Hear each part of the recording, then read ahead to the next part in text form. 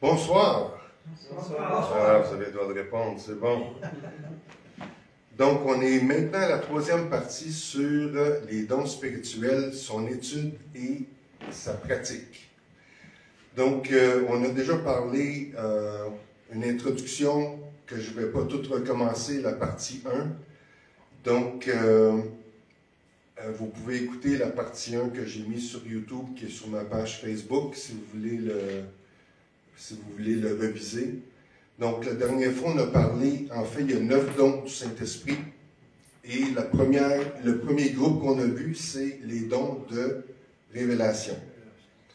Donc, y a-t-il quelqu'un qui pourrait me dire quels sont les 3 dons de révélation qu'on a vus? Là, vous avez le droit de répondre. Prophétie. Non, on n'a pas vu la prophétie encore. Parole de connaissance. Parole de connaissance, c'en est un. Parole de sagesse, c'en est le deuxième. Et discernement des esprits. Oui. Donc, c'est ce qu'on a vu la dernière fois. Mais avant qu'on aille plus loin, j'aimerais ça qu'on prie, qu'on invite, qu'on demande au Saint-Esprit qui nous dirige, parce que finalement, s'il n'est pas là, ben, on est dans le trouble.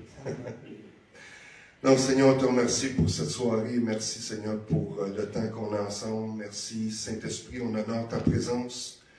Toi qui es le consolateur, toi qui ne parle pas de lui-même, mais qui dit tout ce qu'il a entendu. Toi, Esprit de vérité, merci d'être avec nous, merci de nous diriger. Merci pour tes dons que tu donnes à l'Église, ces armes offensives. Merci pour le fruit que tu produis en nous. Et Seigneur, on te donne toute la gloire ce soir, toute l'honneur, toute la puissance, parce qu'elle t'appartient. Et merci parce que c'est un privilège de te connaître, Seigneur, puis c'est un privilège de partager ta parole. Et c'est au nom de Jésus, Seigneur, qu'on te prie. Amen. Amen. Donc, ce soir, on va voir la troisième partie sur les dons spirituels, mais avant ça, il y a des choses que j'aimerais mentionner. Les dons spirituels, ce n'est pas pour passer un message. Ça veut dire quoi? Ça veut dire qu'on n'utilise pas le nom de Dieu pour passer un message à quelqu'un d'autre qui est en fait un message personnel et non un message qui vient du Saint-Esprit. Est-ce que vous me suivez? Oui. Donc, on n'essaye pas de manipuler, de dire Dieu a dit quand finalement c'est nous qui voulons parler. Il faut vraiment, quand on reçoit quelque chose, qu'on partage ce que le Saint-Esprit nous donne pour quelqu'un et que ça ne vienne pas de nous-mêmes. Donc, vous êtes toujours là? Quel est le but des dons spirituels? Y a-t-il quelqu'un qui peut me dire ça? L'édifier.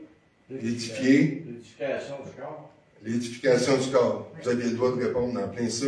1 Corinthiens 12:7, pour l'utilité commune. Donc, c'est pour les autres. Les dons que le Saint-Esprit donne, c'est pas pour nous autres, c'est pour les autres. Pour que Dieu nous utilise dans le corps, pour qu'on bénisse quelqu'un d'autre. Donc, comme je disais, le Saint-Esprit, c'est la troisième personne de la Trinité. Et en fait, le Saint-Esprit, ce qu'il fait, c'est c'est lui qui répartit comme il veut à chacun. Donc, le Saint-Esprit, c'est un répartiteur. Il donne les dons qui est nécessaire au corps pour le besoin. Donc, c'est à nous d'être disponibles. Et comme, je ne sais pas si vous vous souvenez, je parlais que le fruit du Saint-Esprit, c'est la preuve de maturité dans nos vies. Donc, qui est l'amour, la joie, la paix, la patience, la bonté, la bienveillance, la douceur et la maîtrise de soi. Ça, c'est le signe de maturité d'un croyant. Les dons spirituels, ce sont les armes offensives du croyant. En fait, tous les croyants peuvent manifester les dons spirituels. Et les dons spirituels, c'est un signe de réceptivité. Donc, quand on manifeste un don spirituel, ça veut dire qu'on reçoit de la part du Saint-Esprit et on obéit en allant communiquer ce qu'on a déjà reçu. Vous êtes avec moi? On est appelé à être des bâtisseurs de foi et non des bâtisseurs de doute. On n'est pas appelé à vivre dans la peur, on est appelé à vivre dans la confiance et dans l'amour. Et ce que je me rends compte souvent, c'est que oui, il y a eu des gens, comme je l'ai déjà expliqué, il y a eu des gens qui ont eu des mauvaises expériences avec les dons spirituels, avec des gens qui étaient immatures, qui ne savaient pas comment communiquer, ou ça a été mal reçu. Donc, de fonctionner dans les dons spirituels, il faut créer un environnement. Un environnement sécure où est-ce qu'on peut se permettre d'apprendre et de faire des erreurs s'il faut. Parce que la vérité, c'est qu'on en fait des erreurs. Puis des fois, on ne veut pas en faire. C'est normal, on ne veut pas en faire. Mais parce qu'on ne veut pas en faire, souvent, on ne prend pas de risques. Et on n'apprend pas comme ça. Donc, comme je vous ai déjà dit, ça prend combien d'heures pour devenir bon dans un domaine? Combien? Beaucoup d'heures. Mais je l'ai mentionné à quelques reprises, combien ça prend d'heures pour devenir un maître dans un domaine ou un expert? Ça prend 10 000 heures de pratique. Pour devenir un expert dans un domaine, ça prend 10 000 heures de pratique. Donc, pour venir à manifester les dons de l'esprit, ben, il faut les pratiquer. Mais pour les pratiquer, ça prend un environnement sécure où est-ce qu'on peut faire des erreurs s'il y a des erreurs et accepter d'être corrigé si on a besoin d'être corrigé. Parce qu'il y a des fois des choses qu'on va dire que c'est peut-être pas dit de la bonne façon. Donc, c'est ça qu'on veut créer. On veut créer un environnement où est-ce qu'on peut pratiquer les dons du Saint-Esprit. Là, ce soir, on va voir, en fait, on va avoir un invité spécial ce soir.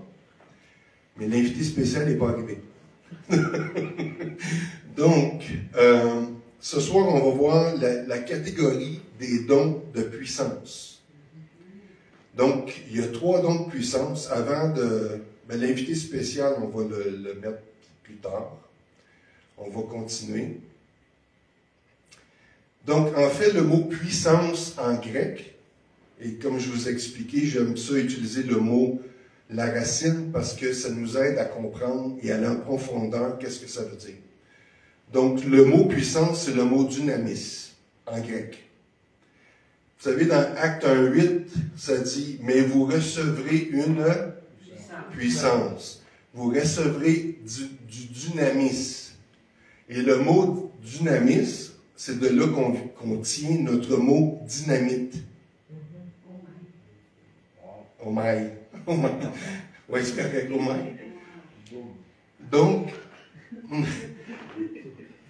en fait, mais vous recevrez de la dynamite quand le Saint-Esprit surviendra sur vous. Pour exploser. Dans le bon sens. Oui. Et vous serez mes témoins à Jérusalem, dans la Samarie, dans la Judée et jusqu'aux extrémités de la terre. Et nous, on est les extrémités de la terre. Donc, la puissance que le Saint-Esprit donne, c'est pour être des témoins, avec des signes, des prodiges, des miracles, et les dons du Saint-Esprit. Et comme je disais, les dons du Saint-Esprit sont réservés à tous les croyants. Et j'ai eu des questions, je vais juste continuer là-dessus. J'ai eu des questions concernant, disons, le don de parole de sagesse. Et souvent, les gens confondent la sagesse qu'on acquiert à travers les années, à travers l'expérience, et le don de parole de sagesse. Vous savez qu'un enfant rempli du Saint-Esprit, un enfant de 5 ans rempli du Saint-Esprit, peut manifester un don de parole de sagesse.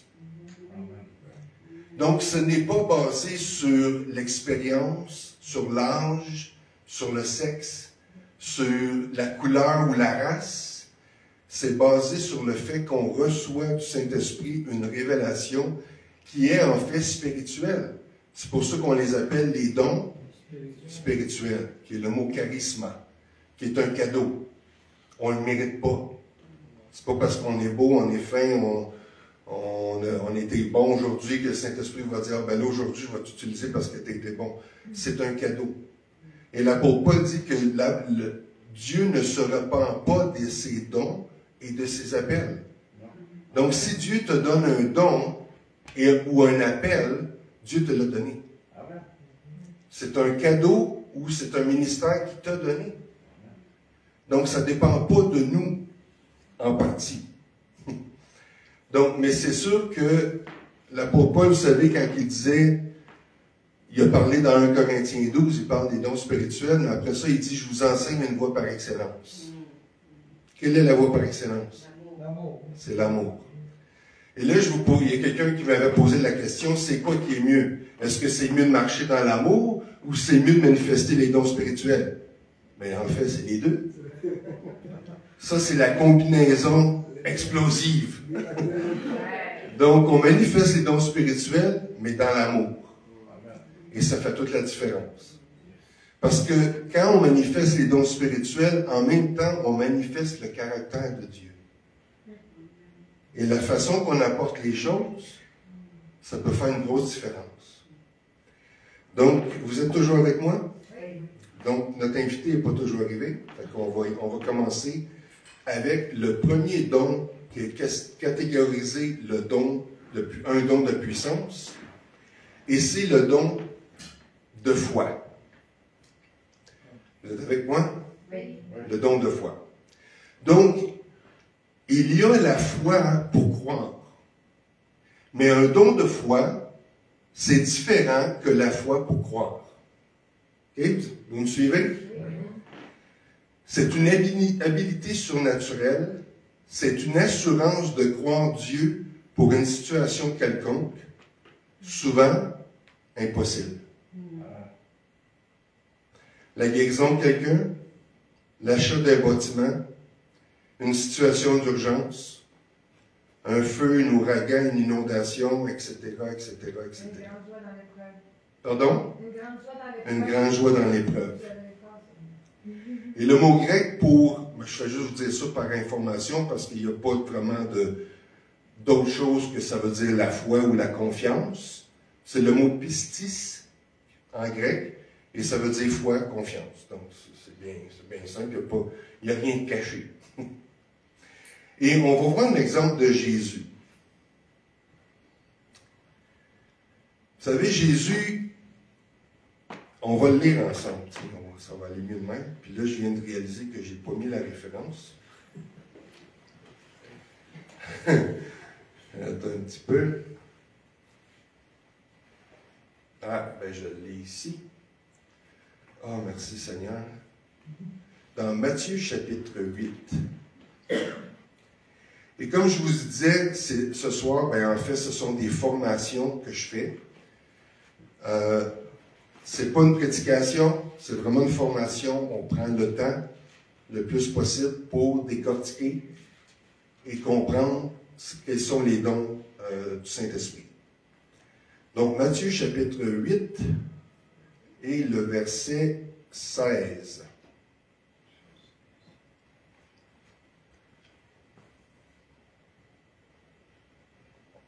Vous êtes toujours déjà prêts? Wow! On t'écoute. C'est bon, ça. Donc, ça dit, le soir, on amena auprès de Jésus plusieurs démoniaques. Il chassa les esprits par sa parole. Donc, la parole a beaucoup de puissance. Et il guérit tous les malades. Afin que s'accomplisse ce qui avait été annoncé par Isaïe le prophète, il a pris nos infirmités et il s'est chargé de nos maladies. Verset 18. Jésus, voyant une grande foule autour de lui, donna l'ordre de passer de l'autre côté. Là, ça dit, un scribe s'approcha et lui dit, Maître, je te suivrai partout où tu iras. Jésus lui répondit, les renards ont des tanières et les oiseaux du ciel ont des nids, mais le Fils de l'homme n'a pas où reposer sa tête. C'était tout un ministère, hein? Un autre d'entre les disciples lui dit, Seigneur, permets-moi d'abord d'aller ensevelir mon Père. Mais Jésus lui répondit, suis-moi et laisse les morts ensevelir leurs morts. Mais là, je fais juste aller dans un contexte. C'est pas ça ce que je veux parler par rapport au don de foi. Là, il dit, verset 23, « Et il monta dans la barque. » Ça veut dire que Jésus montait avec ses disciples dans la barque. Il y en avait, selon qu'on sait, il y avait 4 disciples qui étaient des pêcheurs. Est-ce que vous savez c'est qui étaient des pêcheurs dans la gang? Il y en avait 4. Pierre, Jean-Jacques, André qui était le frère de Pierre. Donc, il y avait 4 pêcheurs. On savait qu'il y avait Matthieu qui était un ancien collecteur de taxes, qui travaillait pour les Romains. On savait qu'il y avait, c'était qui les autres? Ben, il y avait Judas, que lui était... Pardon? Il était le trésorier. donc, il y avait au moins 4 pêcheurs qui étaient dans la barque. Là, ça dit, verset 23, il montant dans la barque et ses disciples le suivirent. Donc, ça veut dire qu'il était 13 personnes dans la barque. Parce que Jésus avait 12 disciples, plus Jésus, ça fait 13. Et voici, il s'éleva sur la mer une si grande tempête que la barque était couverte par les flots. Et ça dit, et lui, il dormait. Une autre version dit, Jésus dormait à la poupe. C'est où la poupe? C'est en avant. Ça dit que Jésus dormait à la poupe sur un petit coussin. Il y avait un petit coussin. Et là, la tempête s'est levée. Moi, ce qui m'a toujours frappé, c'est que, puis là, ça dit, verset 25, les disciples s'étant approchés le réveillèrent et dirent, Seigneur, sauve-nous, nous périssons. Il y avait 4 pêcheurs expérimentés dans le bateau. Quand des pêcheurs expérimentés réveillent un charpentier, c'est parce qu'ils sont dans le trou. Je pense qu'il avait peur. Il devait crier. Ah! Il avait peur. Donc, ils ont réveillé Jésus. Jésus leur dit, pourquoi avez-vous peur? Gens de peu de foi. Alors il se leva, menaça les vents et la mer, et il y eut un grand calme. Ça, c'est une manifestation d'un don de foi. C'était une circonstance qui était impossible, une circonstance qui disait, nous périssons, mais Jésus, avec le don de foi qu'il avait, qu'il a manifesté, s'est levé, et il a menacé la mer, il a parlé à la mer, et au vent. C'est spécial, ça dit, il a menacé les vents et la mer. Et il y a eu un grand calme. Donc, un don de foi, c'est comme ça que ça se manifeste. Ça, c'est un exemple de Jésus. Jésus a parlé. Jésus a déclaré. Et Jésus avait l'autorité sur les vents et sur la mer. Et savez-vous quoi? Par le Saint-Esprit, on a l'autorité sur les vents et sur les tempêtes. Amen. Parce que Jésus a dit qu'on va faire des choses plus grandes qu'il en a fait. Pas par nos propres forces, mais par le Saint-Esprit. Donc, ça c'est un exemple. J'ai déjà entendu un exemple. Là, je vous dis, je ne l'ai pas vécu, c'est un exemple que j'ai entendu. Il y avait une maison qui était en feu. Et il y avait une personne qui était chrétienne qui voyait en fait la maison qui était en feu. C'était une maison de campagne.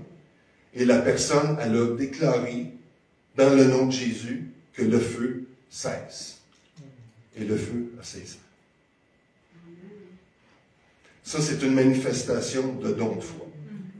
Une autre façon de manifestation qu'on a vécue personnellement, c'était lors d'un achat d'une maison. Dieu nous avait dit d'acheter une maison. Moi, ça faisait pas 3 mois que j'étais encore en probation. Vous savez, il y a toutes les règles, là. Il faut être 3 mois en probation, après ça, on peut avoir le net de l'employeur. Mais j'avais pas fini ma probation, on n'était pas en règle, naturellement. Et il y a eu des obstacles. On a fait une offre d'achat sur une maison. On savait qu'on n'était pas en règle, mais Dieu nous avait dit d'acheter la maison. Puis là, il y a eu toutes sortes d'obstacles. Mais j'avais et on avait une foi inébranlable. Et on savait que c'était la volonté de Dieu. Donc, je crois, c'était la foi, mais je crois qu'on avait le don de foi à ce moment-là pour une situation particulière. Est-ce que vous êtes avec moi? Donc, là, notre invité est arrivé.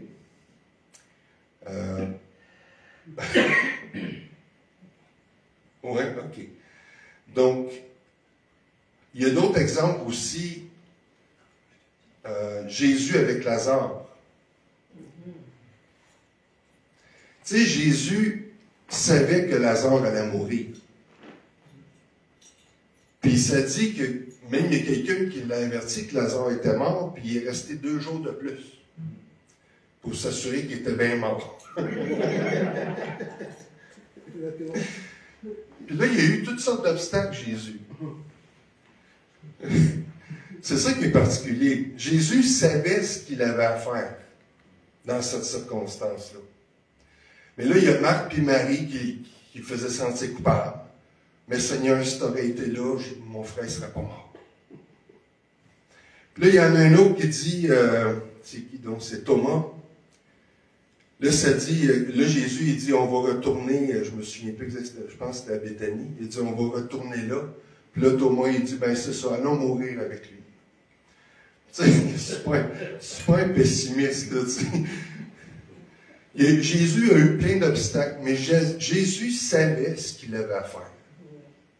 Et Jésus savait que Lazare devait mourir.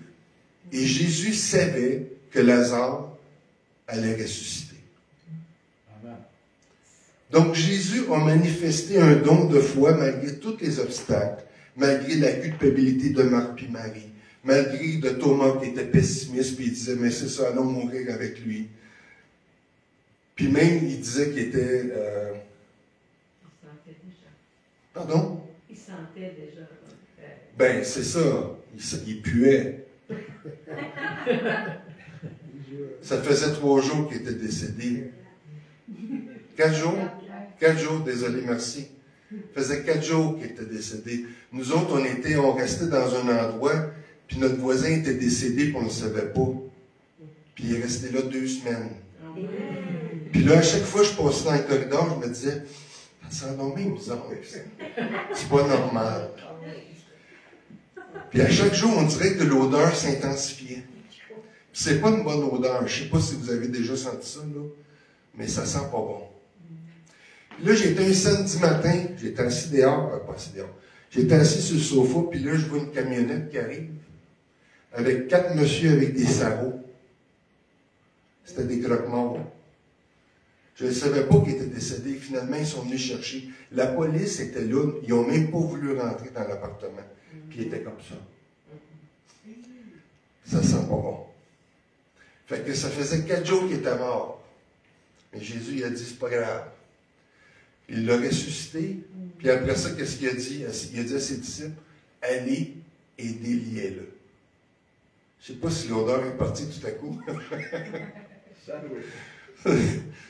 Peut-être que ça s'entend encore. Donc, c'est un autre exemple que malgré les obstacles, Jésus, ce qu'il avait à faire, puis il avait la foi pour le manifester. Avez-vous des questions sur le don de foi?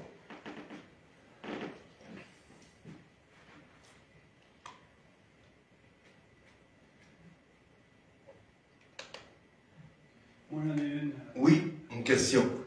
Probablement que tu en as parlé au début. Pardonnez notre retard. On vous pardonne. La foi et le don de foi, il y a une différence entre les deux. Oui.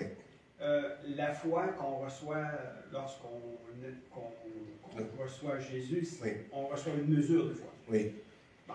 Est-ce que le don de foi, est-ce qu'on reçoit une mesure? Est-ce qu'elle vient se manifester par un don particulier? Y a-t-il une différence? OK. Donc, la question, parce que pour ceux qui écoutent en ligne, donc, est-ce que j'ai mentionné, en fait, il y a les personnes viennent d'arriver en retard, puis on les pardonne. Donc, la personne me demandait si j'avais mentionné que la foi pour croire et le don de foi sont deux choses différentes. Oui, j'ai mentionné que la foi qu'on a pour croire et le don de foi sont deux choses différentes. Donc, on reçoit une mesure de foi lorsqu'on croit, mais lorsqu'on manifeste un don de foi, c'est distinct de la foi pour croire. Donc, j'expliquais que c'était, je vais juste retourner au début, que c'est une habilité surnaturelle, une assurance de croire en Dieu pour une situation quelconque. Et on peut dire une situation souvent dramatique, ou parce qu'on a vraiment besoin de la foi pour croire. Donc, j'avais mentionné entre autres guérison de quelqu'un, achat de bâtiments, situation d'urgence, feu, ouragan, inondation, tempête sur la mer. Et j'ai donné l'exemple de Jésus qui a calmé en fait la mer et les vents. Et l'autre question c'était, c'est-tu pas mal ça? Moi, c'est pas mal ça. C'est pas mal ça. OK. C'est bon. Fait qu'on va attendre pour notre invité spécial, un petit peu. On peut attendre à notre fois aussi. Ah ouais? Attendre à notre fois quand on va faire les prochaines. OK. Fait qu'on va attendre une autre fois. Je suis désolé, j'avais averti le monde sur Internet. Désolé à toutes les milliers de personnes qui... Est-ce que tu te sens coupable? Non, il n'y a aucun problème. Donc, je vous annonce que l'invité spécial sera pour la prochaine fois, qui va être notre dernière fois, qui va être notre dernier segment, la prochaine fois, la partie 4, qui va être sur les 3 derniers dons du Saint-Esprit. Donc, est-ce qu'il y a des questions avant qu'on passe à l'autre? Oui. Est-ce qu'on reconnaît le don de foi quand ce pourquoi on a la foi se manifeste là? Ou bien, parce qu'on peut avoir la foi pour quelque chose qui va se manifester plus loin dans le temps? Est-ce que c'est différent? Comment on reconnaît un don de la foi par rapport à quelque chose qui est comme une prophétie, par exemple? OK. Donc, la question, c'est est-ce qu'on reconnaît le don de foi là, dans le moment présent, ou c'est aussi pour des choses du futur? Personnellement, c'est mon opinion. S'il y a d'autres opinions, vous pouvez le dire. Personnellement, je crois que ça se manifeste dans les deux. Je crois que ça peut se manifester maintenant parce qu'il y a une situation urgente, impossible, puis il y a une personne qui va se lever avec le don de foi et va faire ce qu'elle a à faire dans le nom du Seigneur. Et je crois que des fois, il y a des situations impossibles dans notre vie aujourd'hui, mais qu'on a besoin du don de foi qui va s'étendre sur un temps. Est-ce que c'est pas pire, ça? Ça passe? Donc, c'est pas pire comme ça répond à ta question? Oui. OK. Est-ce qu'il y a une autre question, dernière question, avant de passer à l'autre don? Et si vous êtes en ligne et vous avez des questions, écrivez-moi s'il vous plaît, je vais vous répondre après. Donc, la dernière fois, j'avais eu des questions, j'ai répondu. Donc, c'est beau, on passe à l'autre? Oui? Comment on fait pour reconnaître si nous-mêmes nous avons le don de foi? Comment est-ce qu'on fait pour reconnaître si nous-mêmes on a un don de foi? Normalement, ok, ça je vais m'exprimer par expérience et parce que j'ai observé, normalement, c'est souvent le même don de l'esprit qui va se manifester dans nos vies. Donc, en ce qui me concerne, c'est le don de parole de connaissance. Les autres vont se manifester, mais c'est vraiment lui qui est majeur dans ma vie. Et aussi, moi je l'ai reconnu et les autres l'ont reconnu. Donc souvent, peut-être que nous-mêmes, on ne s'en rend pas compte, mais c'est les autres qui vont dire « Ah, moi, je pense que tu as un don de foi. Ou, ah, je pense que tu as vraiment un don de prophétie. Ah, ou je pense que toi, tu as le don de discernement des esprits. Donc, c'est pour ça que c'est bon d'être en croyant et de manifester entre les frères et les sœurs. Et les autres peuvent souvent identifier ce que nous autres, on ne voit même pas. Et je me souviens qu'une fois, ben c'est ça, à force de le pratiquer, à force, comme je disais, ça prend 10 000 heures pour devenir un expert dans un domaine, mais plus qu'on pratique, mais plus qu'on vient à identifier les dons. Il peut y en avoir un, il peut y en avoir plusieurs, et quand on sait notre don, ben, on peut apprendre comment travailler avec. Moi, il y a des choses que, au niveau de parole de connaissance, que le Saint-Esprit me révélait, que comme je vous ai expliqué, je vous ai conté des choses que des fois, je ne comprends pas ce qui se passe, ou ce que je vois, ou ce que j'entends. Mais le Saint-Esprit sait, lui, ce qu'il veut faire. Et le don, c'est pas pour moi. Les dons, c'est pour quelqu'un d'autre. Oui. Ben moi, j'ai découvert, ça fait à peu près 1 an que j'ai ce don-là, le don de la foi. Puis je pense que ça va avec le jeûne. Parce que, tu sais, quand ça dit que certains démons doivent être chassés juste par le jeûne et la prière, ben Jésus est capable de chasser tous les démons. Mais après ça, il parle de l'incrédulité. Fait que le jeûne sert à détruire l'incrédulité. Je pense qu'il est vraiment relié avec ça. Puis la joie dans l'épreuve, moi c'est vraiment fort, là, la joie dans l'épreuve. Moi c'est vraiment les deux. Puis je dirais aussi les révélations, ça va avec, dans la parole de Dieu, d'avoir, plus qu'on croit à la parole, plus que Dieu nous en donne, plus qu'on veut chercher plus qu'on cherche les mystères, plus que ça, moi en tout cas je trouve que ça va avec ça aussi, avec mon expérience. OK, merci. Je vais essayer de résumer pour ceux qui écoutent en ligne. Donc, première chose, de parler par rapport au jeûne et la prière, que ça aide à détecter ou, dans le fond, ou à le manifester. Il détruit, le rôle du jeûne, c'est de détruire l'incrédulité dans ce contexte-là que j'ai décrit. Fait que plus qu'on jeûne, moins qu'on a de doute, plus qu'on a de foi. Fait que quelqu'un qui a le don de foi va pratiquer beaucoup plus le jeûne qu'un autre. Je pense vraiment que ça va ensemble. OK. C'est bon. Je vais essayer de résumer ça.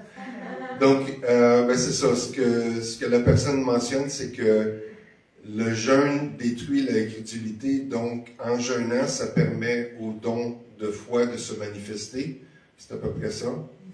Et la joie dans l'épreuve. Et la joie dans l'épreuve. En fait, c'est ça. Le don de foi aide à la joie dans l'épreuve. OK. Donc. Les révélations, de chercher les profondeurs dans la parole de Dieu. OK. Puis aussi des révélations, d'aller chercher des profondeurs dans la parole de Dieu. Quelque chose comme ça. Donc, c'est sûr, je vais juste terminer là-dessus, sur le don de foi. Est-ce que, je ne veux pas nommer de nom parce qu'on est là, est-ce que ça a répondu un peu à ta question? Oui? OK. Donc, c'est sûr que le jeûne, ça aide pour, à mon avis, d'être plus clair. Ça éclaircit l'esprit, ça nous permet de voir plus clair dans l'esprit. Au niveau, je crois qu'une personne, c'est sûr que si on manifeste le don de foi, il ne faut pas nécessairement avoir jeûné pour manifester le don de foi, mais ça aide. C'est comme moi, quand j'ai des paroles de connaissance, je ne jeûne pas longtemps ou je peux être bien plein puis avoir manifesté une parole de connaissance. Donc, mais le jeûne, ça aide à avoir l'esprit clair puis à être dans l'esprit. Donc, c'est ça. C'est ça. OK. Fait qu'on va passer à l'autre. Oui? Question. Le don de foi, il peut être constant? Que j'ai toujours ce don-là? Ou comme tu parles, des fois, tu as une révélation. Quand Dieu, des fois, révèle quelque chose, je sais que c'est vrai que ça va marcher. À ce moment-là, c'est parfait pour moi. des fois, on va prier pour quelque chose, la foi est peut-être moins forte, mais quand il y a une révélation, c'est automatique. Là, je sais, je m'en vais là, c'est fait. C'est ça. Alors, c'est pour ça que je pense que ça peut être constant, le don de foi, ou c'est quand tu as une révélation, tu penses, puis il y a quelque chose qui est plus fort à ce moment-là. OK. Je pense que la question, c'est est-ce que le don de foi, est-ce que ça peut être constant ou c'est sporadique, c'est tout ça le mot? Ça, Par révélation. Par révélation, mais en fait, je crois que ça peut être les deux. Ouais. Puis l'autre chose aussi, c'est que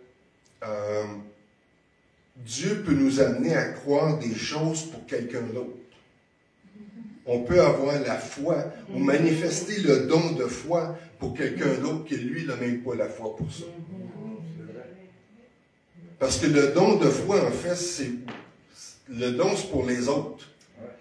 Oui, on peut le manifester, mais Dieu peut nous donner le don de foi pour croire pour quelque chose pour quelqu'un d'autre, puis la personne est totalement dans les vapeurs, totalement incrédule.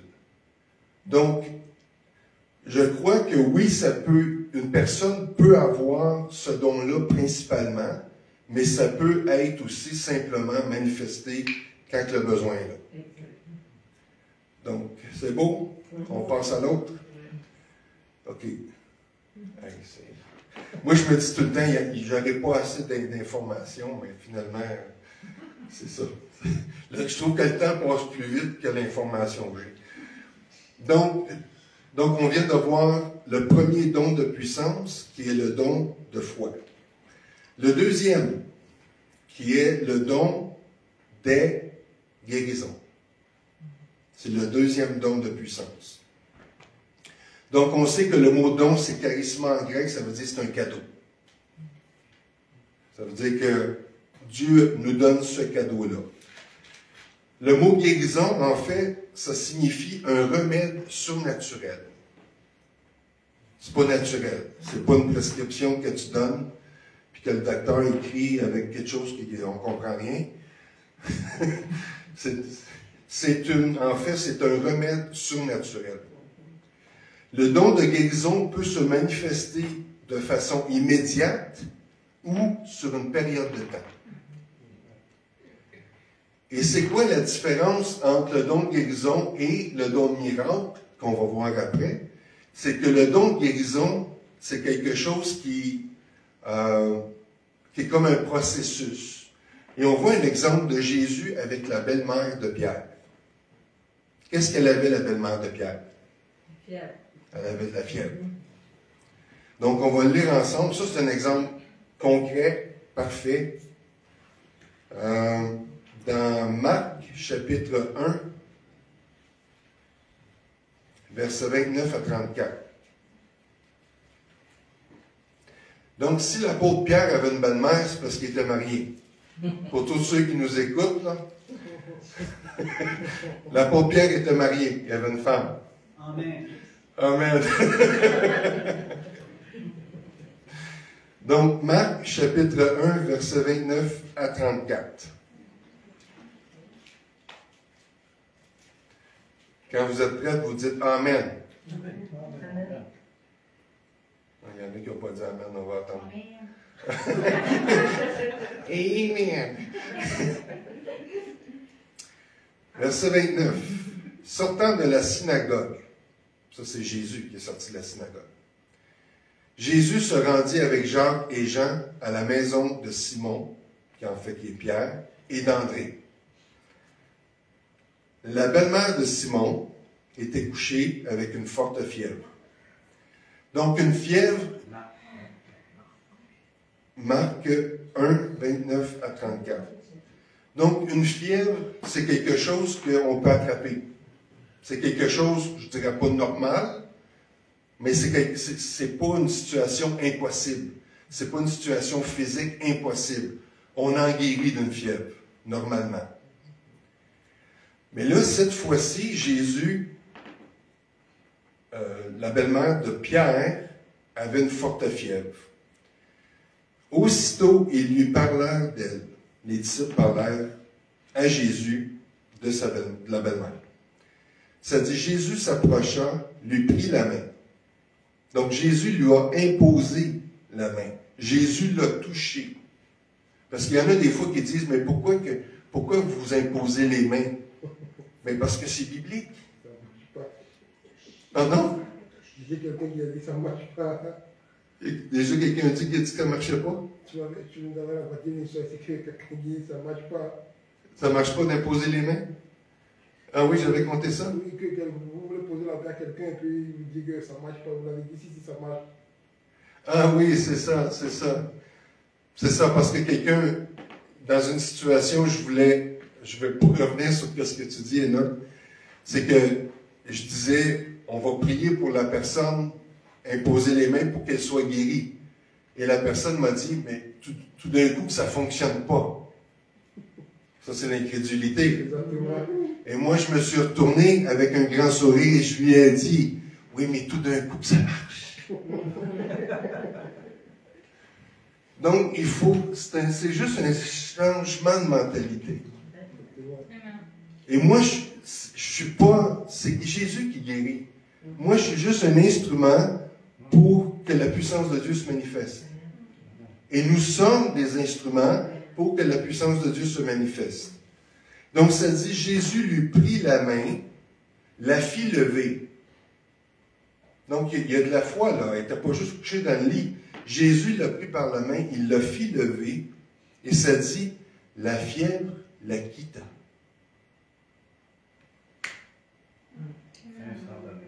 Instantané. Et elle se mit à les servir. C'est merveilleux, hein? C'est merveilleux. Donc, là, on va arrêter là, mais ça, c'est un exemple d'une manifestation d'un don de guérison.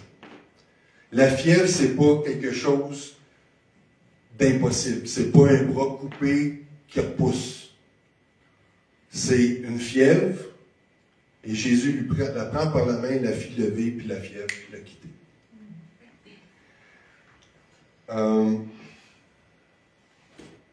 Donc, c'est à peu près ça. Sur le don de guérison. J'en ai pas, parce que je voulais passer assez vite, mais... Est-ce que vous avez... En fait, juste un autre exemple. Vous vous souvenez, un soir ici, j'avais une parole de connaissance que quelqu'un avait une douleur au cœur. Vous vous souvenez de ça? Oui. Et c'était après une réunion, puis je savais que c'était pas le cœur émotionnel, je savais que c'était un cœur physique. Et comment je reconnais ça? Mais parce que j'ai pas mal à nulle part, là, je suis bien. Merci Jésus. Et quand on est dans la présence de Dieu, tout à coup, j'ai mal au cœur. Ça me fait mal au cœur physique. Fait que je sais à ce moment-là que c'est probablement pas pour moi. Donc, qu'est-ce que je fais dans ce temps-là? C'est que je vais demander, est-ce que quelqu'un a mal au cœur physique? Est-ce que vous avez mal? Puis là, à ce moment-là, un jeune homme de 10 ans a dit oui, moi. Vous vous en souvenez, ceux qui étaient là? Donc, le jeune homme est venu, je l'ai pris par la main, j'ai dit merci Seigneur pour ta guérison. Puis là, j'ai demandé, je dis comment ça va? Il m'a dit, ça s'est évanoui. Puis là, le mal était parti. Donc, ça, c'est un don de guérison. Je peux t'en partager un aussi? Oui. Que j'ai eu hier. Hier, un enfant qui s'est cogné solidement sur un bureau dans la classe, mais vraiment solide. Il est cogné, il est tombé en pleine face. OK, juste pour... Difficulté à respirer. Hier, dans l'école, il y a un jeune garçon qui est tombé en pleine face, puis s'est cogné. Puis il avait de la misère vraiment à respirer. Et qui avait de la misère à respirer. Il commençait à paniquer tellement qu'il avait de la misère à respirer. Et il paniquait parce qu'il avait de la difficulté à respirer. Fait que moi, l'école chrétienne, pas chrétienne, l'école, là, lui, il est en urgence, moi, j'ai sauté, là. Donc, la personne dit qu'elle a sauté. Ben, elle a pris les devants pour prier pour le jeune homme. Donc, tout de suite, j'ai prié, j'ai mis ma main, j'ai imposé. Elle a imposé les mains sur le jeune homme. Puis Puis un autre jeune qui a probablement eu autant de fois que moi, il a mis aussi. Wow. Puis un jeune homme s'est joint pour prier pour lui aussi. Oui. Puis ça partit tout de suite. Puis instantanément, ben, la douleur est partie. Le jeune homme s'est levé, puis il était comme, wow, il était comme, je voyais qu'il y avait quelque chose. Wow. Puis le jeune homme s'est levé, puis il était tout impressionné de ce qui venait se passer. Gloire à Dieu, Merci Seigneur. Alléluia. Ça marche? Ça marche. Si ça marche. Et pour parler sur le don de guérison ou sur les dons de miracles, nous, il ne faut pas essayer de falsifier les choses. Il ne faut pas essayer d'en mettre. Autrement dit, si la personne n'est pas guérie, elle n'est pas guérie. Mais si elle est guérie, elle est guérie. On ne va pas inventer des choses. On ne va pas faire à croire. S'il y a encore de la douleur, il y a encore de la douleur. Puis, tu sais, il y a bien des gens qui vont voir le docteur puis ils n'en ont pas de remède. Le seul remède qu'ils ont, c'est Jésus. Puis c'est qui que Jésus utilise pour guérir les malades? Ben, c'est nous autres. C'est l'Église. Parce que Jésus est assis à la droite du Père. Il a besoin de nous autres pour imposer les mains aux malades et les malades seront guéris. Donc, notre travail à nous, en tant que croyants, c'est de croire ce que la parole de Dieu dit et de le mettre en pratique. Nous, on a déjà rencontré un évangéliste avec sa famille. Eux autres, quand ils voient un malade, ils se chicanent pour savoir c'est qui va aller poser les mains.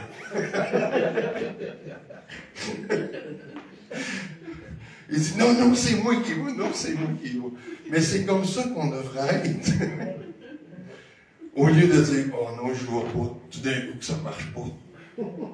Puis sur Zoom, ça ne marche pas. Pardon? Sur Zoom, ça ne marche pas. Zoom, ça ne marche pas? Sur Zoom. Ah, sur Zoom, ça ne marche pas. Ben, en tout cas, il y en a des fois qui imposent les mains, je ne l'ai jamais expérimenté. Ça peut Mais, marcher aussi, hein. pardon? Ça peut marcher aussi. Ben oui, ça peut marcher absolument. Nous, notre travail, c'est de croire. Et il y a des gens, et il y a des gens qui reçoivent. Tu sais, Jésus dit à des gens, va, ta foi ça t'a sauvé. Donc, la foi des gens a un impact dans la guérison. Nous, on peut avoir la foi, mais si la personne n'a pas, mais si la personne a la foi pour être guérie, la personne va recevoir sa guérison. Et nous, on a vu, je veux finir ce soir l'autre, on a vu dans d'autres pays des gens qui courent pour recevoir leur guérison. Qui courent, qui se mettent à genoux, puis qui pleurent, puis qui veulent leur guérison.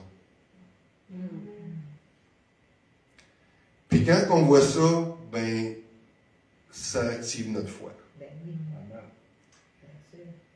Puis je crois que c'est comme ça qu'on devrait être envers Dieu.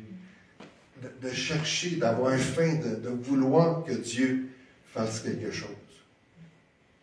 Puis j'ai déjà expérimenté d'autres choses, qu'il y a quelqu'un qui... J'ai dit, ben on va imposer les mains aux malades, venez. Puis la personne avait les bras coincés de même. Puis là, je lui demande, c'est quoi tu veux que Jésus fasse pour toi? Ben, qu'il me guérisse. Là, j'ai dit, à la prochaine. Parce que la personne, en fait, c'était comme... Elle n'en voulait pas. Et vous savez, il y a une autre chose, je vais vous mentionner ça. J'ai connu des gens qui étaient sur une pension de maladie et qui ne voulaient pas être guéris parce qu'ils ne voulaient pas perdre leur pension de maladie et aller travailler. Et ça m'attriste. Ça m'attriste. C'est une réalité.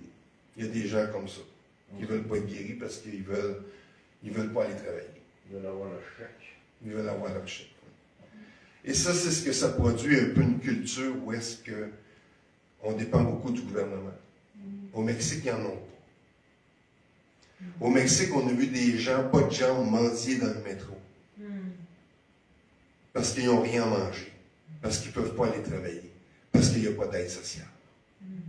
Puis ils se promènent dans le métro, pas de jambes. Puis ils vont de wagon en wagon. puis il demande de l'argent. Ah ouais, OK. Mon cœur est brisé, honnêtement, mon cœur est brisé. On a vu des choses, des gens qui mendient, qui ont la jambe coupée, le pus sort, ils ont besoin d'argent pour aller se faire soigner, ils n'en ont pas. Ils mendient de l'argent pour justement juste aller faire soigner. Donc, c'est ça. OK, on va passer à l'autre. On va passer à l'autre qui est le don d'opérer des miracles. Et le mot opérer, c'est le mot énergément ou énergément en grec, qui veut dire une capacité. Ça veut dire que Dieu nous donne une capacité d'opérer. Et c'est quoi le mot miracle ici? C'est le mot dunamis. Donc, c'est la capacité d'opérer des miracles, d'opérer du dunamis, qui est la puissance. C'est ça que c'est. Et je reviens à Acte 1:8, mais vous recevrez une puissance. Vous recevrez dunamis, de la dynamite. Et dans ce cas-là, ici, ben, c'est pour faire des miracles. C'est une capacité donnée par le Saint-Esprit d'exécuter ce qui est humainement impossible. Humainement impossible. Une jambe qui pousse, un aveugle qui voit. C'est ça. Une hanche qui guérit. Pardon? Une dent en or. Une dent en or. Absolument. Qu'est-ce qu'il y a d'impossible à Dieu? On a déjà vu un prédicateur qui avait un œil de vide, puis il voyait avec son œil de vide. Un prédicateur qui avait un œil de vide, et il voyait avec son œil de vide. Ça, c'est un miracle. Ça, je ne croyais pas beaucoup. Je suis allé le voir. Tu es allé le voir? Okay. Dieu a créé le monde par sa parole. Dieu a dit, Jésus est la parole. Il l'a exécuté. Et le Saint-Esprit est le souffle de Dieu. Donc, qu'est-ce qu'il y a d'impossible à Dieu? C'est nous qui l'imitons. C'est nous qui limitons Dieu. Donc, Dieu nous a donné, c'est un don du Saint-Esprit d'exécuter ou d'opérer des miracles. Et ça prend de la foi. Est-ce que ressusciter un mort est un miracle? Bien sûr, oui. Bien sûr. Est-ce qu'il y a quelqu'un qui a déjà essayé de ressusciter un mort? Ou qui en a déjà ressuscité? Moi, je me suis pratiqué sur un chien, ça n'a pas marché. J'étais tout seul. Mais Jésus a dit qu'on va ressusciter des morts.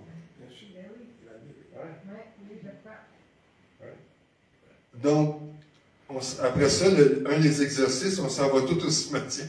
On s'en va tout dans un salon mortuaire. Mais pourquoi, dans le fond, pourquoi est-ce qu'on limite Dieu? Parce qu'on a de la misère à croire. Parce qu'on est incrédule. Parce qu'on pense que tout dépend de nous autres. C'est ça. Puis on a peur d'avoir de l'air fou. D'un coup, ça marche pas. Hein? C'est ça.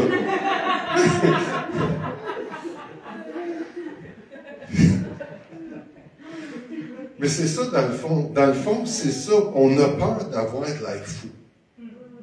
Quand on y pense comme il faut, là, on a peur de perdre la face.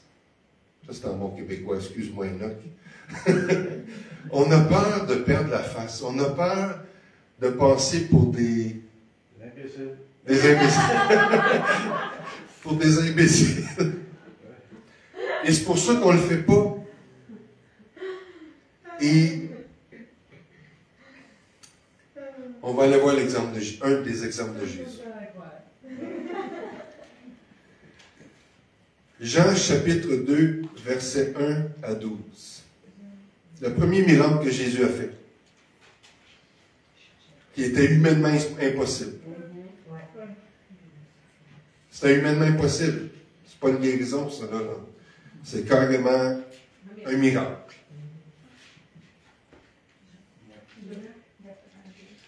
Jean chapitre 2, versets 1 à 12.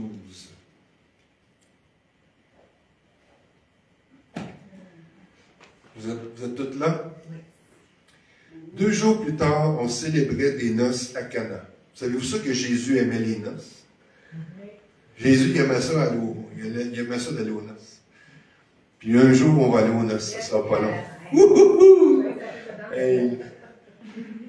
Hey, ça va être le meilleur vin, ça va être la meilleure bouffe. Jésus a dit, je ne boirai plus désormais du fruit de la vigne jusqu'à ce que j'en boive de nouveau dans le royaume de mon Père. Il y a du vin au ciel. Alléluia, c'est le meilleur. Donc, on célébrait des noces à Cana en Galilée. La mère de Jésus y assistait. Ça, c'est très important, ce petit bout-là. La maman de Jésus était là. Jésus avait aussi été invité au mariage avec ses disciples. Or, voilà que le vin se mit à manquer. Et ça, dans une fête juive, ça se fait pas. C'était la honte. C'était de la honte. La mère de Jésus lui fit remarquer à Jésus, ils n'ont plus de vin. Verset 4. Écoute, lui répondit Jésus.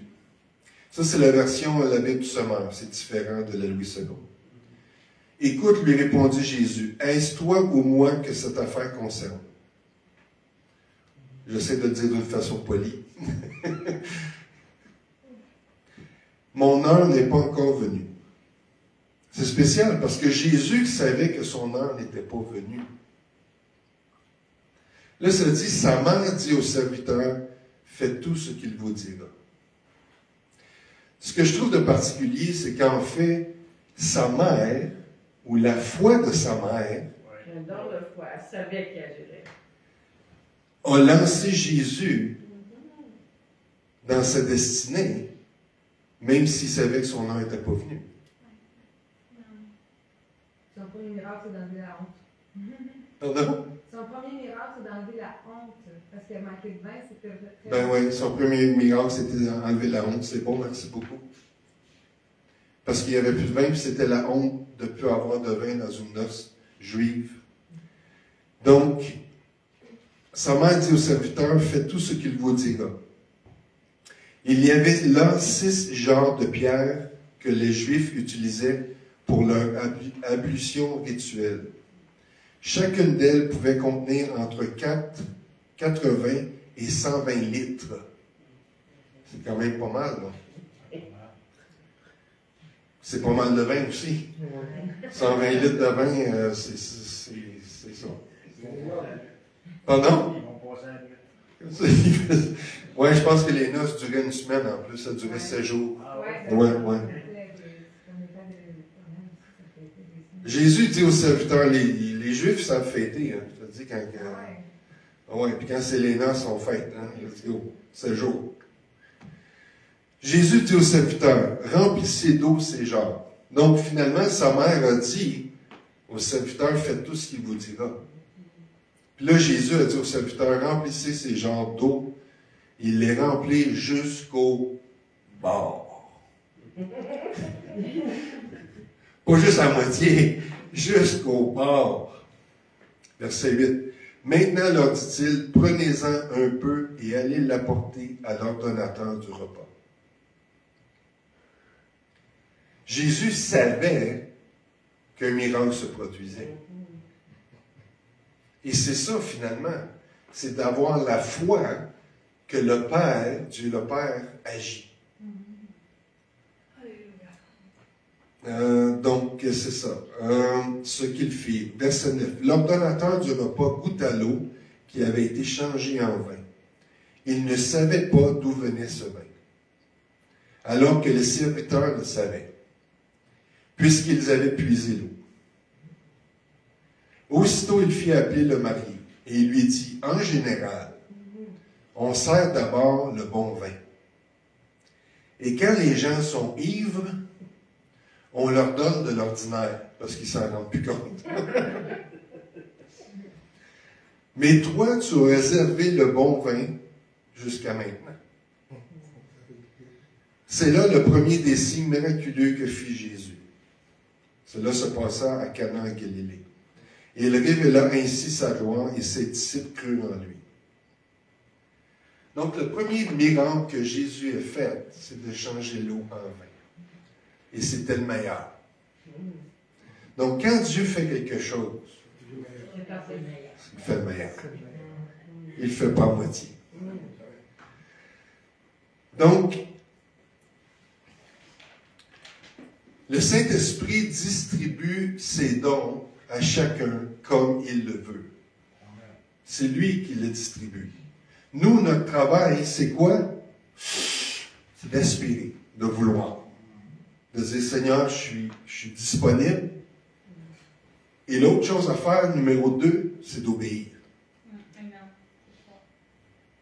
Parce que souvent, on reçoit quelque chose de la part du Saint-Esprit, puis là, on pense que c'est nous autres. C'est vrai, on pense que c'est nous autres, puis là, on dit, ah, mais ça doit être moi, ça doit être mes pensées, ça doit... Puis là, on est dans notre petit monde, puis finalement, souvent, on ne le fait pas. Souvent, on ne va pas le dire, souvent, on ne va pas dire ce qu'on reçoit, parce qu'on pense que c'est nous autres. Puis on a peur de ce que les autres vont dire. Puis on a peur d'avoir de l'air fou ou imbécile.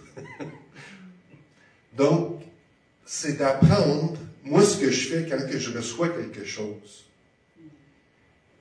si je reçois quelque chose, je vais dire simplement, je reçois ça.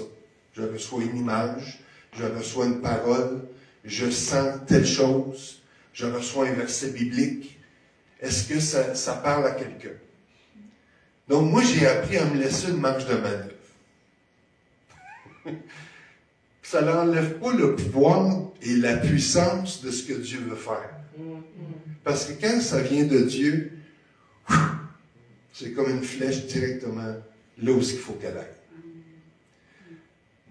Tu as quelque chose à dire? Parce que je vois ton nez, ton doigt sur ton nez. Mais là, je pense que notre invité a quelque chose à dire. Je peux juste le dire comme ça? Oui, OK. Notre invité va le dire comme ça. C'est juste pour dire que c'est là où c'est l'importance d'obéir à la voix, connaître la voix du Seigneur. Parce qu'on peut être en train de prier, on peut être en train de préparer un repas, un ménage, puis Dieu met quelqu'un dans notre cœur, il faut appeler, il faut prier. Et c'est l'obéissance qui déclenche la guérison, la restauration, le miracle. C'est dans l'écoute et l'obéissance. Donc la personne dit que c'est dans l'écoute et l'obéissance que la puissance de Dieu se manifeste. Et que même si on est en train de faire quelque chose, ou même à l'église, ou de vraiment s'arrêter et d'obéir. Et je vais vous donner un exemple. Un jour, j'étais dans une assemblée, et j'entends, c'est pendant la louange, et j'entends le nom de la personne, d'une personne. Puis là, je me dis, voyons, je suis en train de... Pourquoi j'entends le nom de cette personne-là? Puis là, c'est comme... Vous savez, le Saint-Esprit, il est gentil, hein?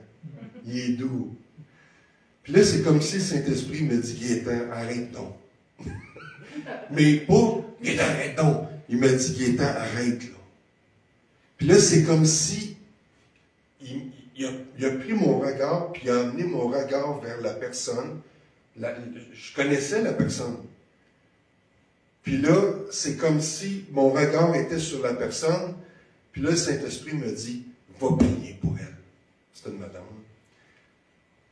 Fait que là, je me suis levé, puis c'était pendant la louange, j'ai juste été m'asseoir à côté de la personne, puis j'ai juste mis ma main sur mon épaule, puis là, la personne, elle a fait « Ah, c'est ça que j'avais besoin. »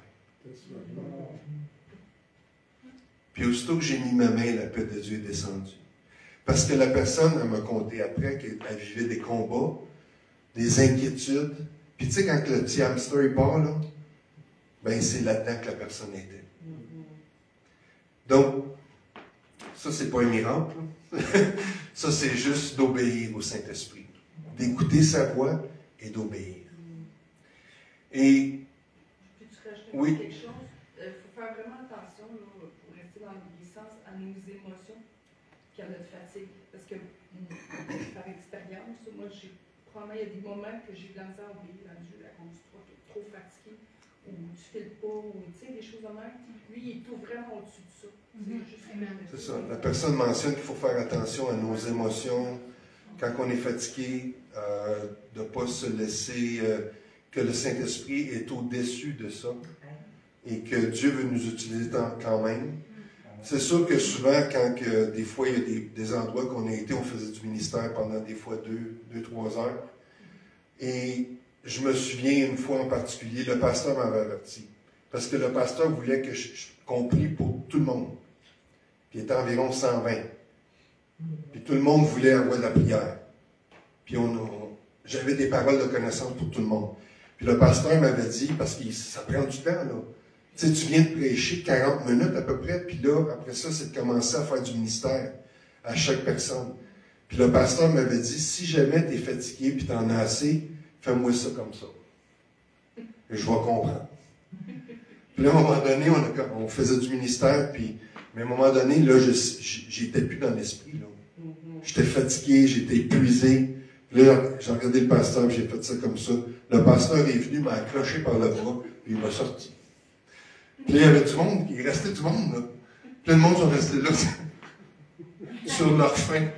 Mais moi, c'était assez, là. Ça faisait, je pense, 2h30 qu'on est dans ce bout-là, là. Donc, oui, le Saint-Esprit est au-dessus de tout ça, mais en même temps, il faut vraiment être dans l'esprit. Puis quand je sens que je suis plus dedans, là, je ne veux pas dire des choses que ça va venir de moi ou je veux respecter ça. Vous savez, Dieu, là, il parle de toutes sortes de façons. Dieu, il peut utiliser n'importe qui, n'importe quoi, n'importe quelle circonstance pour nous parler. Dieu m'a déjà parlé à travers d'une chanson du monde pour m'encourager. Parce que j'étais découragé. Puis il y avait une chanson qui me revenait, puis là je disais, au nom de Jésus, va-t'en. Au nom de Jésus, va-t'en. Puis là, finalement, j'ai été voir les paroles, puis je me suis m'embroyé. Puis là, j'ai réalisé que le Saint-Esprit utilisait une parole, une chanson du monde pour venir m'encourager parce que j'étais découragé. Fait que Dieu utilise n'importe qui, n'importe quoi, puis même si c'est pas là, tu sais, Dieu peut, même si c'est pas avec une personne en particulier, Dieu peut utiliser une circonstance ou une autre personne pour te parler. Parce que des fois, là, je m'en vais trop loin. C'est ça. Donc, y a-t-il des questions sur le don de miracle?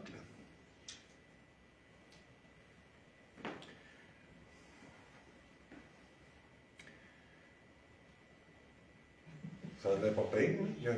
C'est silencieux. Ou tout, c'est pas mal clair. Donc, un don de miracle, c'est un don, c'est quelque chose qui est manifesté, qui est impossible,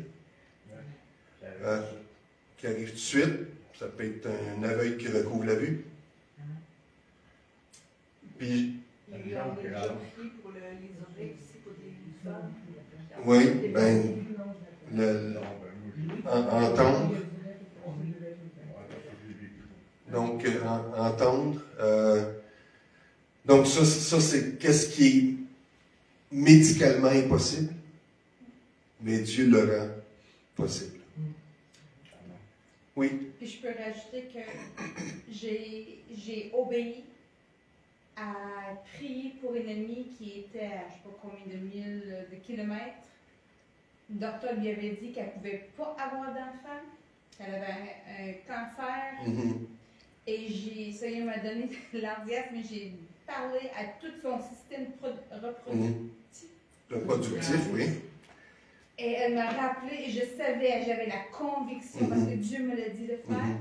Et 2 mois après, elle m'a appelé pour me dire qu'elle était enceinte. Alléluia.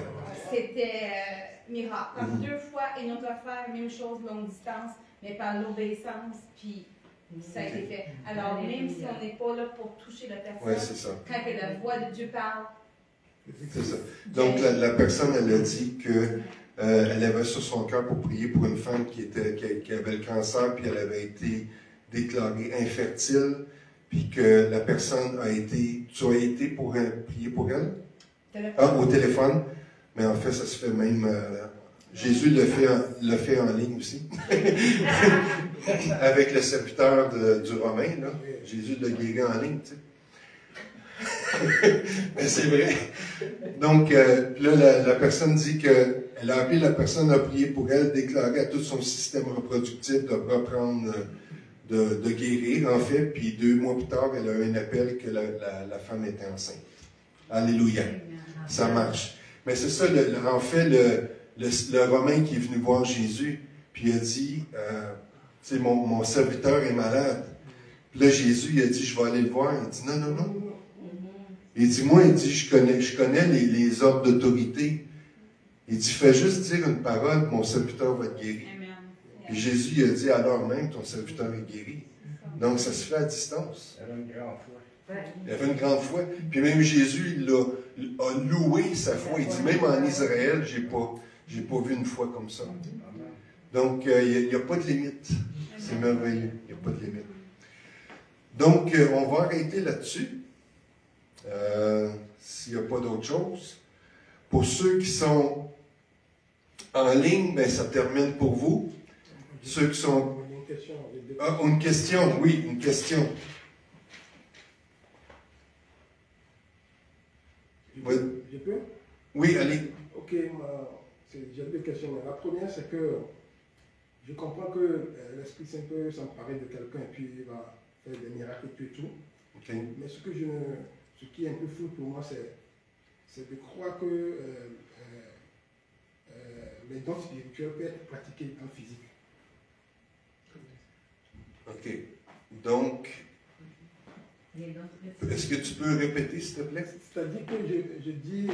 La personne dit? Je dis que je crois que l'Esprit Saint peut s'emparer d'une personne. OK. Elle croit que l'Esprit Saint peut s'emparer d'une personne, oui. Et que la personne peut faire des miracles, pour faire des grandes choses, quoi. OK. Et que la personne peut faire des grandes choses pour Dieu, oui. Oui, c'est ça. Mais ce qui est flou pour moi, comme vous l'avez dit souvent, qu'on doit pratiquer les dons spirituels, moi, je n'arrive pas à comprendre comment peut-on pratiquer un don qui est spirituel dans le physique.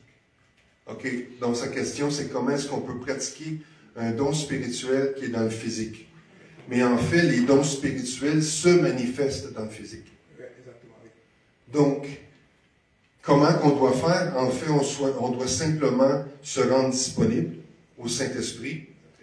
Et le Saint-Esprit est réparti selon les besoins. Et il utilise qui il veut, quand il veut, où il veut, comment il veut.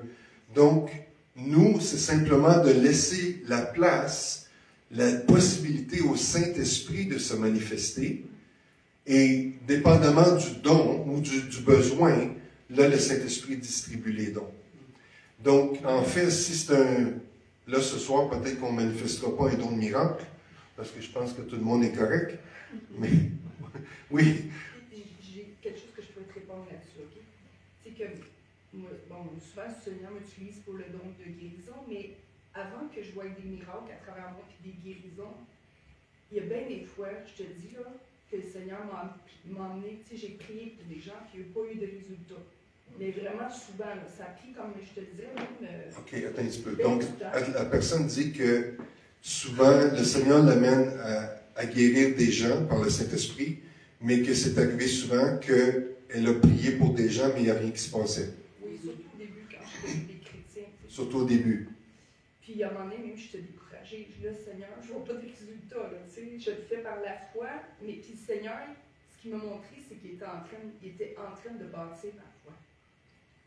Et la personne dit que ça l'a découragé parce qu'elle ne voyait pas de résultat, mais le Seigneur lui a dit qu'il était en train de bâtir sa foi. Et j'ai persévéré. Elle a persévéré. Et à un moment donné, là, ça a comme débouché. C'est comme si tu perces pour avoir de l'eau, là, puis tu sais, tu pompes, là, puis à un moment donné, il n'y en a pas, mais à un moment donné, quand ça décide que ça sort, ça sort.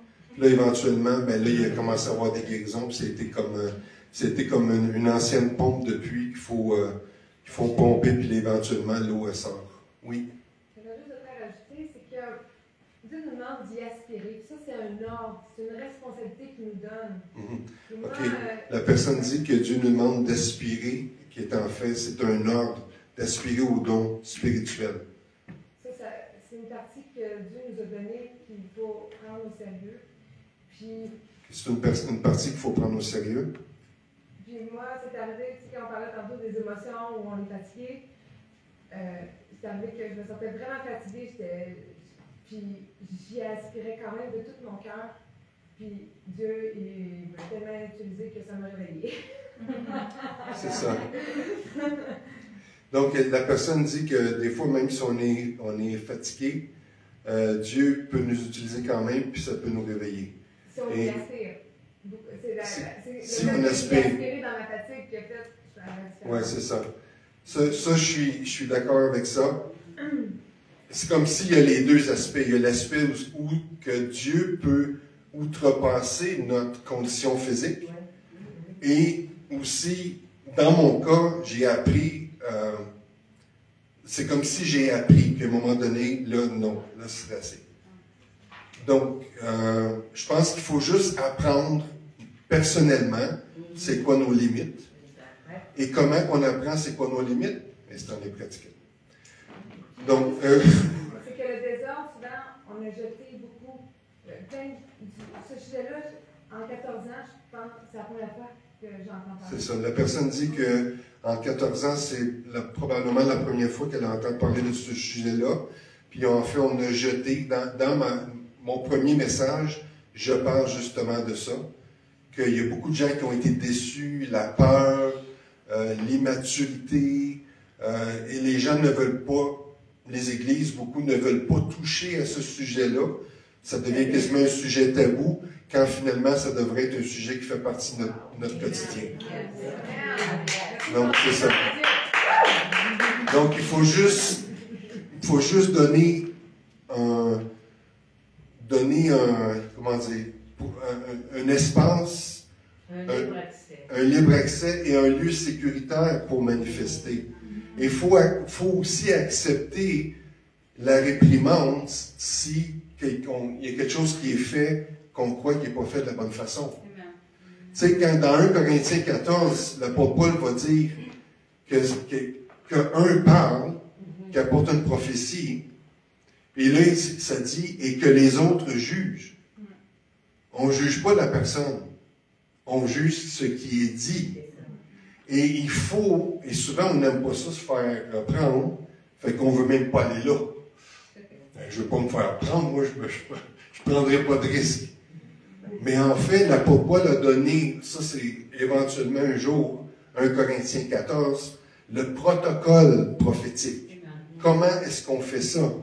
Et là, dans 1 Corinthiens 14, 1, ça dit « Recherchez l'amour, aspirez aussi aux dons spirituels, mais surtout à celui de prophétie. » Parce que la prophétie, ça encourage. Vous savez qu'une parole prophétique peut transformer la vie d'une personne qui s'est battue pendant des années avec quelque chose. Une parole, comme ça, sa vie est transformée. Et j'en ai vu. Et ça marche. Ça marche. Puis là, c'est sûr qu'il va dire, en effet, celui qui parle en langue ne parle pas aux hommes, mais à Dieu, car personne ne le comprend, et c'est en esprit qu'il dit des mystères, pas des ministères, mais des mystères. Donc ici, l'apôtre Paul fait référence de parler en langue et la prophétie. Mais là, ça va être l'autre partie. J'en parle pas tout de suite là-dedans. Mais je voulais mentionner sur aspirer aussi aux dons spirituels. Dans Thessaloniciens 1 Thessaloniciens 5, 19, n'éteignez pas l'esprit. N'éteignez pas l'esprit. Là, j'avais demandé c'était à quoi qu'on pouvait éteindre. Là, il y en a qui ont dit une lumière. C'est parce que dans le temps de Paul, il n'y avait pas de lumière. On éteignait le feu. On éteignait le feu. Donc, le feu Saint-Esprit, c'est du feu, c'est le feu. Représenté par le feu. Donc, n'éteignez pas le feu. C'est bon? Ne méprisez pas les prophéties, mais examinez toutes choses. Il n'y a rien de mal à examiner. Et retenez ce qui est bon. Souvent, on focus sur ce qui est mal. Sur le négatif. Retenez ce qui est bon. Ce qui t'encourage, ce qui t'édifie, ce qui te console. Amen. Alléluia. Donc, Enoch, Est-ce que ça répond à ta question un peu? Ce que je vais dire concernant le pratique, c'est l'exercice que vous avez fait l'autre fois à Francine. Et je ne sais pas si vous vous souvenez, l'autre fois, vous m'avez fait venir devant. Oui, la dernière fois, oui, j'avais demandé à quelqu'un s'il voulait manifester. C'est comme certains exercices que vous faisiez, ou bien certaines personnes vont te dire que si vous voulez parler en langue, il faudrait écouter des chansons et puis essayer d'imiter des choses dans la chanson, quelque chose comme ça. C'est de ça que je voulais parler, quoi. Ok, au niveau du parler en langue. Oui, oui. Comment est-ce qu'on le reçoit? Exactement. Okay. C'est-à-dire que quand on dit de pratiquer la chose, alors que la chose est spirituelle, et on nous dit de faire des exercices pour la voix, c'est de ça que je voulais parler en parlant du pratique. OK. Donc, pour les gens qui écoutent encore, qui sont encore là, il fait référence au niveau pratique, au niveau du parler en langue. Toi, tu fais référence de parler en langue pour notre édification personnelle. Moi, j'englobe tout, c'est-à-dire tous les tu englobes tout. J'englobe tous les dons spirituels, c'est-à-dire que s'il faut pratiquer un don spirituel dans sa globalité. OK. Si on veut pratiquer un don spirituel, qu'est-ce qu'il faut faire pour pratiquer le don spirituel dans la pratique? C'est ça? Oui, exactement. Et puis, les exercices que les gens font, pour dire que, par exemple, je donne un exemple concernant le parler en langue. OK, un exemple concernant parler en langue, oui. Et qu'on vous dit, bon, il faut répéter après moi, ou bien on vous fait chanter, passer des musiques, et puis on vous demande de mettre certaines paroles là-dessus. Je me demande, mais la chose est spirituelle, on vous dit de faire des exercices. Okay. Comment cela se fait? Okay. Il parle qu'il y a des gens qui demandent de faire des exercices pour parler en langue, c'est ça? Oui. Ou pour écouter des chansons. Nous, personnellement, moi, si une personne est remplie du Saint-Esprit, baptisée du Saint-Esprit, elle n'a pas besoin que je l'aide pour parler en langue. Elle va se mettre à parler en langue tout seul. Et même avant que j'impose les mains, même le Saint-Esprit descend et tout le tralala. Donc, lorsque j'impose les mains, je ne pousse pas les gens, il faut que je mentionne ça, je ne pousse pas les gens, parce que je sais qu'il y en a qui poussent les gens pour qu'ils tombent. Moi, je ne pousse pas les gens, s'ils ont à tomber, ils vont tomber. Et souvent, je ne veux même pas qu'ils tombent. je les retiens. Donc, je pense qu'il y a eu beaucoup d'abus et je pense que c'est le temps de ramener les choses à l'ordre.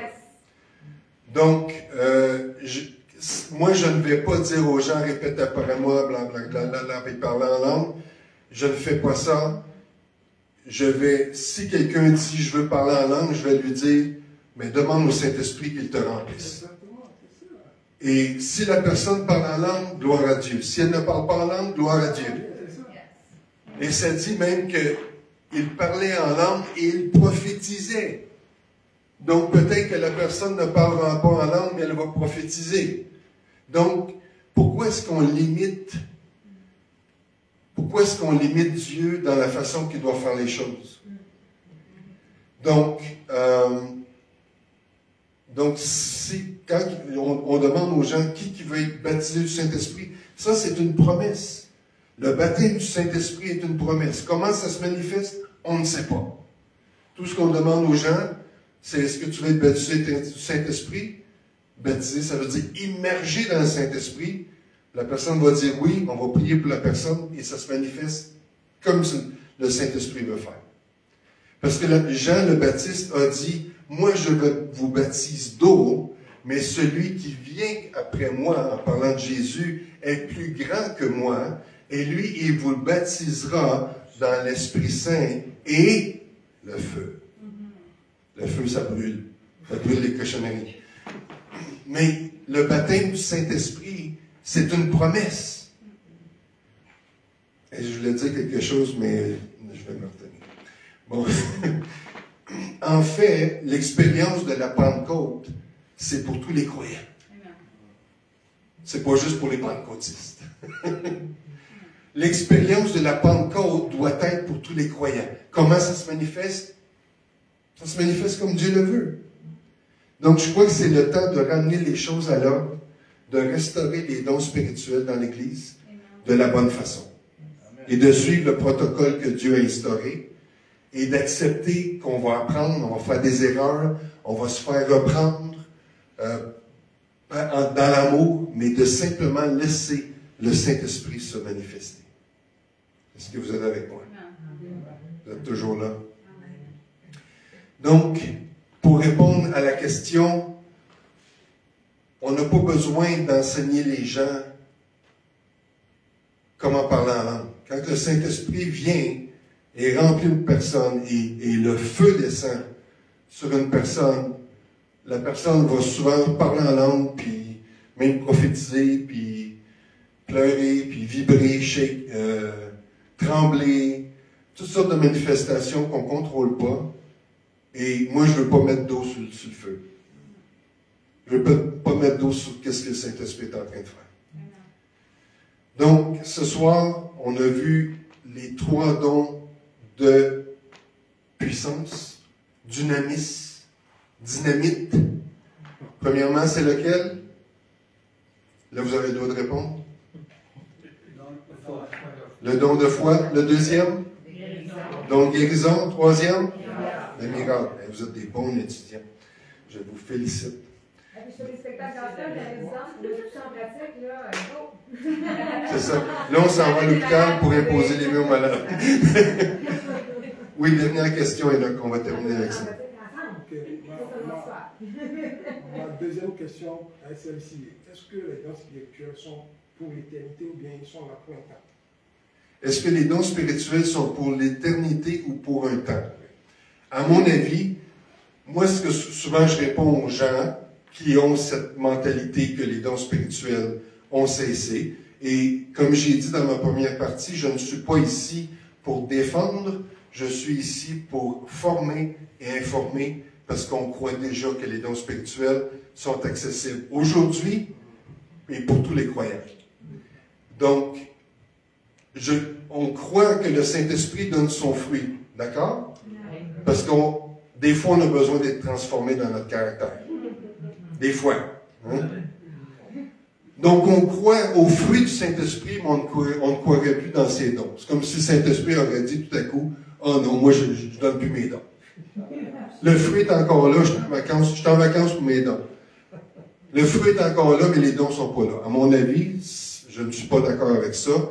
Je crois dans le fruit et les dons du Saint-Esprit. Ça fait partie de l'héritage des enfants de Dieu.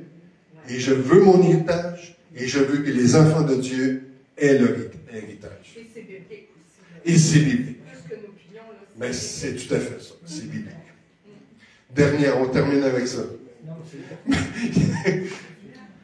juste avec ce que tu dis. Si quelqu'un ne pratique pas, il peut me dire c'est vrai que ça ne marche pas. S'il n'essaye pas, c'est sûr. Ben, c'est ça. Mais si tu l'essayes et ça fonctionne, mais là, tu ne peux pas dire que ça ne fonctionne pas. C'est ça. Souvent, les gens disent qu'ils ne croient pas parce que finalement, ils ne le manifestent pas, ou ils ne le pratiquent pas, ou ils ont peur de le manifester, ou toutes sortes de raisons, qui est souvent la peur ou l'incompréhension. Et donc, les gens disent, ben moi, je ne veux pas aller jouer là. C'est un peu ça, finalement. Mais moi, je dis, on va aller jouer là. Ouais. Puis on va apprendre. On en a besoin. Oui. OK, on termine après ça. Pour aller sur ma question, pour continuer ma question, je voulais donner un exemple. C'est-à-dire que quelqu'un qui a le don de prophétie, par exemple, oui. Et il prophétise. Et maintenant, cette personne est rentrée dans, il s'est rétrogradé ou bien il est retourné dans le monde. Oui. Il va continuer toujours à prophétiser? OK, la question est, si une personne a le don de prophétie et retourne dans le monde, est-ce que la personne va continuer à prophétiser? Je vais vous dire ce que je crois. Je crois que beaucoup de gens qui sont des médiums dans le monde sont des gens qui ont un don de prophétie, mais l'utilisent avec la mauvaise source. Au lieu de l'utiliser avec Dieu, avec le Saint-Esprit, ils l'utilisent avec le diable. Donc, c'est pour ça que souvent ces gens-là, je crois qu'ils ont un don de prophétie. Et comme l'apôtre Paul a dit, Dieu ne se repent pas de ses dons et de ses appels. Donc, quand Dieu donne un don à quelqu'un, peu importe le style de vie que la personne a, Dieu a donné le don. Donc, le don n'est pas conditionnel à la condition de la personne. de guérir les malades ne dépend pas de ma condition. Je peux être malade dans mon corps, puis Dieu va m'utiliser pour guérir quelqu'un. Donc, Dieu est plus grand que notre cerveau. Dieu est plus grand que notre compréhension et notre incompréhension. Donc, est-ce qu'une personne qui est rétrograde peut quand même prophétiser? Honnêtement, c'est sûr que la personne, pour manifester un don spirituel, il faut être rempli du Saint-Esprit. Et personnellement, je crois que oui, je crois qu'une personne peut être rétrograde dans un bar et Dieu peut l'utiliser dans un bar pour prophétiser sur quelqu'un. Même si cela, ça peut paraître incompréhensible. Parce que le don a été donné. Je sais que ça peut peut-être vous faire friser un peu les cheveux, là. Mais le don, Dieu ne se repent pas de ce qu'il a donné. Donc, c'est ça. OK, on termine pour de vrai. Je sais que c'est intéressant, mais j'aimerais ça qu'on prenne un temps de pratique, parce que j'ai promis que ceux qui sont en présentiel, là, je vais arrêter Désolé pour ceux qui sont en virtuel, vous manquez. Je vais arrêter, mais là, on va faire du pratique en présentiel. Soyez bénis, on vous aime. Bye.